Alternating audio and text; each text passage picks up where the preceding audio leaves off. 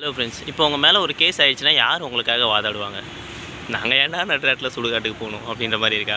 சரி, ஒரு கேள்வியாக கேட்குறேன். இப்போ உங்கள் மேலே ஏதாவது ஒரு கேஸ் ஆயிடுச்சுன்னா யார் உங்களுக்காக வாதாடுவாங்க? லாயரா, அட்வொகேட்டா? பாஸ் பண்ணிட்டு போய் உங்கள் ஆன்சரை கமெண்ட் பண்ணுங்க பார்ப்போம். என்ன பேர் கமெண்ட் பண்ணிங்க? ஒருத்தர் கூட இல்லை தானே? சரி, ஓகே. இப்போது லாயர் நம்ம கேஸுக்காக வாதாட முடியுமா அப்படின்னு கேட்டால் முடியாது. அட்வொகேட்டால் தான் முடியும். அது என்னடா அட்வொகேட்டுக்கும் லாயருக்கு வித்தியாசம் அப்படின்னு தானே கேட்குறீங்க? எனக்கு ஒன்று வரும் தெரியுமா? சாரே, எந்தன் காதலி உந்தன் மனைவி ஆகலாம், உந்தன் மனைவி எந்தன் காதலி ஆக முடியாதுன்னு சொல்லிட்டு. ஸோ அந்த மாதிரி தான் ஃப்ரெண்ட்ஸ். இப்போது லா படிச்சிட்டாலே எல்லோரும் வாதாட முடியுமா அப்படின்னு கேட்டால் முடியாது.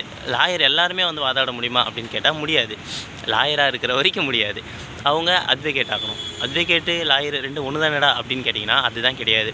அட்வொகேட் ஆகிறதுக்கு அவங்க பார் கவுன்சிலில் போய் அவங்களோட டிகிரியை ரெஜிஸ்டர் பண்ணியிருக்கணும். அவங்க நம்ம லா முடிச்சிருக்கோம் அப்படின்னு சொல்லிட்டு அங்கே போய் நம்ம லைசன்ஸ் வாங்கியிருக்கணும். அவங்க தான் போயிட்டு கோர்ட்டில் யுவர் ஆனர் அப்படின்னு சொல்லிட்டு போய் வாதாட முடியும். சரிங்களா? லாயர் எல்லாமே வாதாட முடியாது நண்பா.